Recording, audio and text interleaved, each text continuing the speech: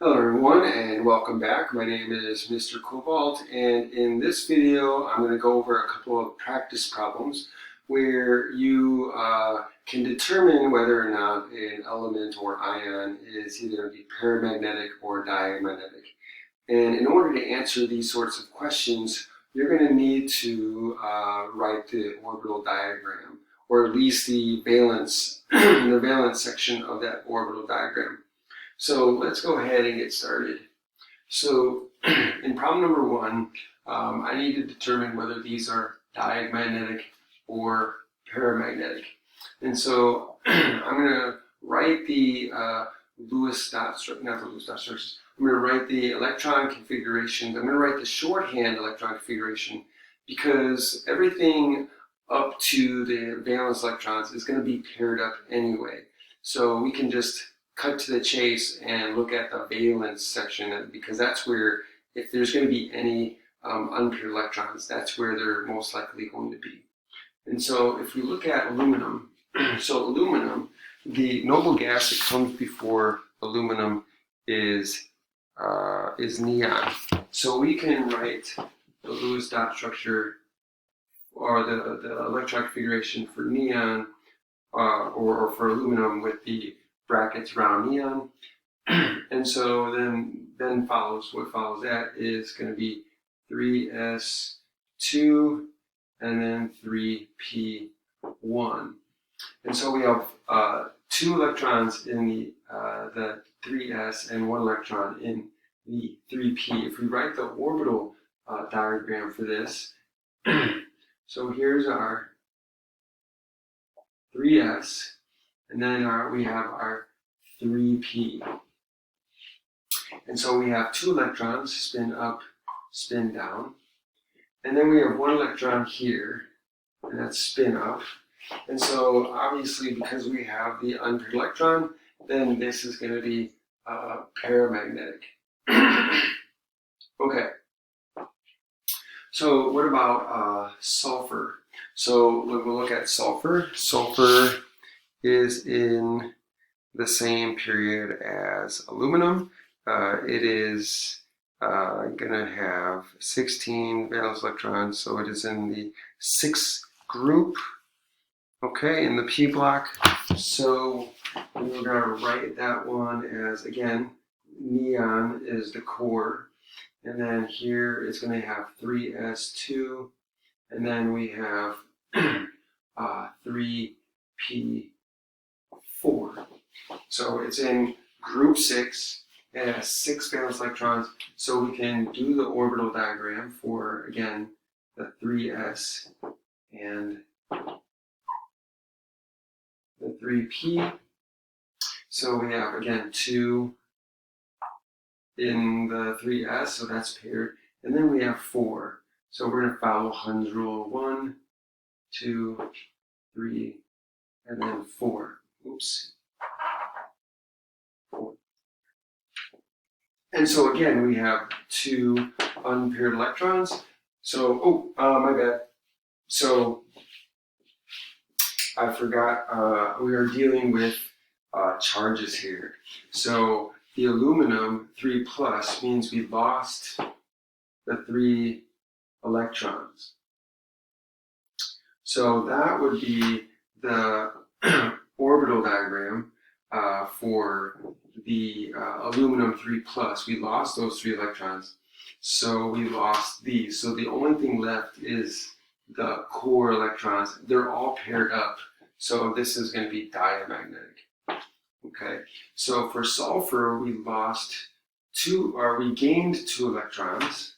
So the sulfur ion is going to have 8 electrons. So we put those there, and now we have the paired up. So everything is paired up now because we have the 2 extra electrons to give us the -2 charge. So that's going to be diamagnetic.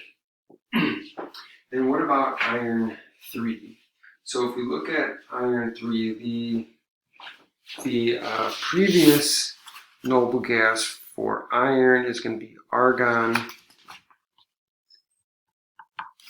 So argon is going to be the noble gas, argon, there we go.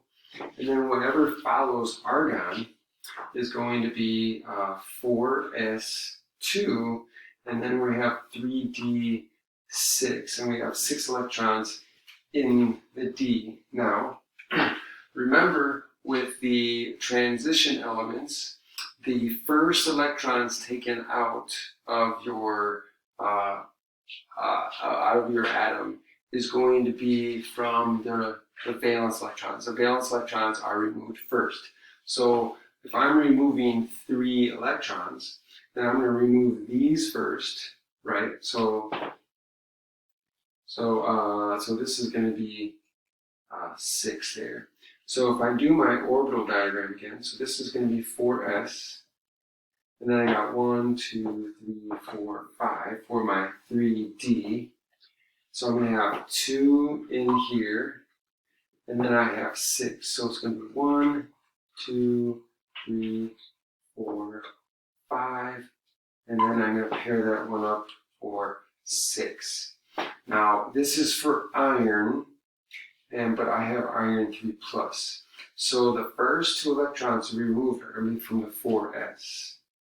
Okay, so that's going to be removed. So these 2 are going to be removed.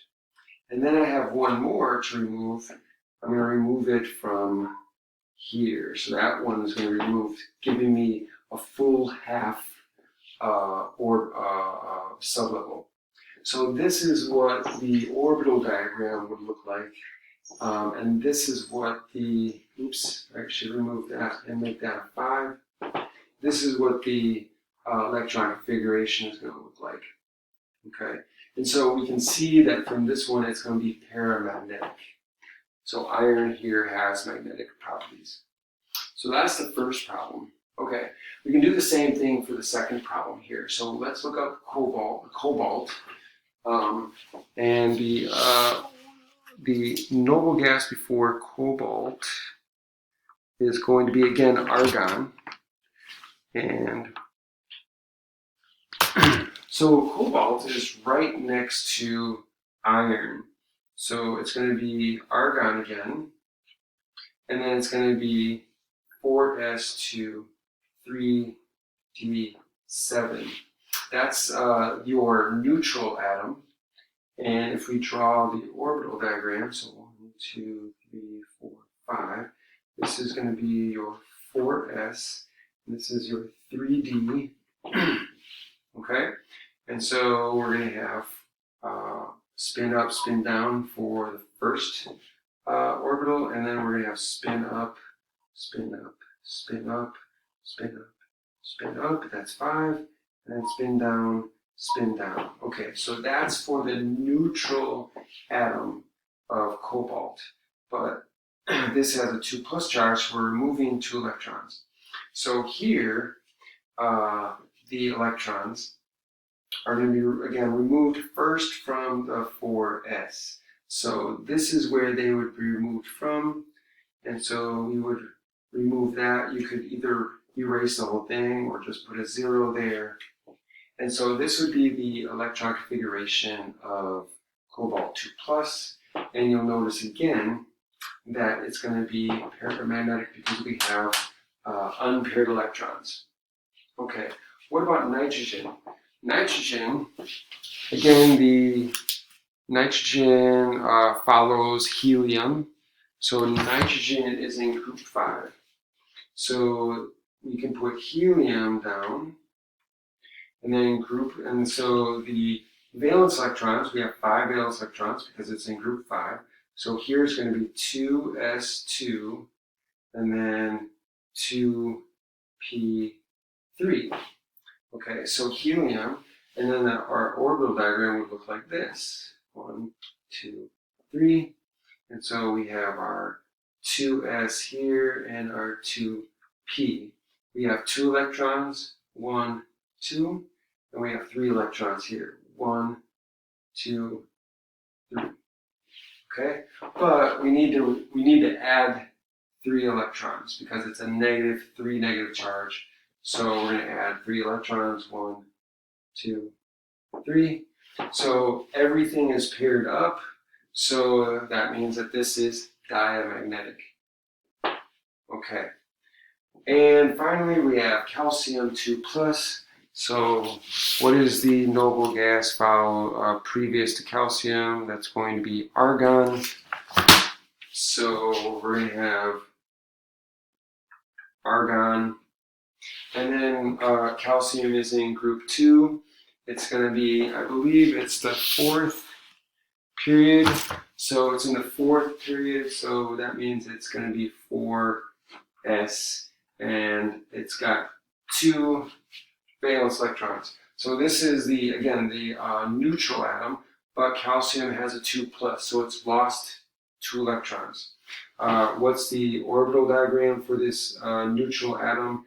It's just going to be 4s with the 2 electrons there. So if you need the 2 plus, you're going to remove the 2 electrons, right? That's going to be 0. Or you could just erase that, and it's gone. And then you would erase these, and that's gone. So the only thing left are the core electrons, and they're all paired up. So this again is diamagnetic. And so that's how you can determine whether an element is paramagnetic or diamagnetic, by writing the orbital diagrams and making sure that you're removing the proper electrons. And remember, for your transition elements, the valence electrons that are in the higher energy levels get removed first before you remove your d electrons. And also be aware, please be aware of the irregular electron configurations in orbital diagrams for some of your transition elements, because some of them are only going to have one valence electron, one electron in the s subshell, while they have others in the d subshell, or they might not have any electrons in the s subshell. So be aware of that as well, because that'll factor into this as well. I hope that you found this helpful. If you like this video, share this video. Make sure you hit the notification bell if you want more videos from me. Hit the subscribe button and make a comment in the comment section and let me know what you think and if you have any questions for me to answer. Thanks for joining me, and I'll see you next time.